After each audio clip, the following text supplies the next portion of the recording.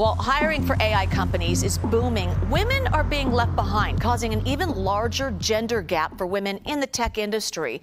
And according to new research from LinkedIn, female candidates account for 26% of hires for jobs requiring AI skills in the U.S. That's compared to 50% of women hired into non-AI positions. So that can mean a huge difference in pay. The typical AI job listing advertises a salary of about $177,000. That's compared to roughly $80,000 for a non-AI role. So joining us now is Sarah Steinberg, the head of Global Public Policy Partnerships at LinkedIn. And the study also found AI job listings roughly doubled since 2023. So let me ask you this. Why aren't more women able to take advantage of this AI job boom? Yeah, I mean, this is a huge challenge that we're facing in the AI economy. We see that AI is creating some of the fastest growing, highest paying, most consequential jobs in the global economy. And yet women are strikingly underrepresented in terms of who gets hired into these roles, who gets to benefit from that pay premium, and who moves into leadership. You talked a little bit about some of the pay differentials, and that's really important. One of the things we see is that women are actually concentrated in some of the lowest paying AI roles, like data annotators. And when you look at leadership, so the share of women in technical leadership roles in AI companies, women make up just 13% of those roles.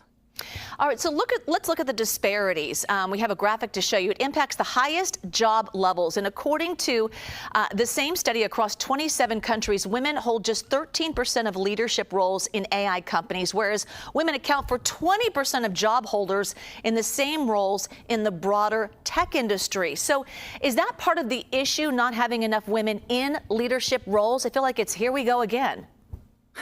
Yeah, it is here we go again, but it might be even worse than that, actually. A few of the things that kind of stand out to me from the data is that the funnel is extremely narrow. So one of the things when we look at trends around women in leadership more broadly is that there's always a drop to the top in any industry in terms of women's advancement into leadership. But if women are making up just 29% we see of entry-level roles in AI, it's not surprising then that they would make up a very small share of those who are able to move into senior leadership. But there's still a drop off at every stage, right? So it's a hiring problem. It's also an advancement and promotion problem. And then speaking of old things that are new again, right? Occupational segregation. We see it in the broader labor market, and we're seeing it replicated in the AI economy too, with women concentrated in those lowest paying AI roles.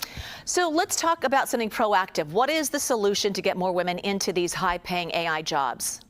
Yeah, I mean, fundamentally, businesses and governments need to treat women's participation and advancement in AI as central to business growth and economic competitiveness. So at LinkedIn, we're talking to companies and policymakers all over the world every day who are saying, look, we want to realize the potential of AI-driven economic growth. We want to fully adopt this technology and open up new products and services, but our workforce doesn't have the talent that we need in order to deliver on that. And so this is an equality issue, but in this environment, you are not going to be competitive and drive business growth if you are leaving half of the talent of the workforce on the sidelines.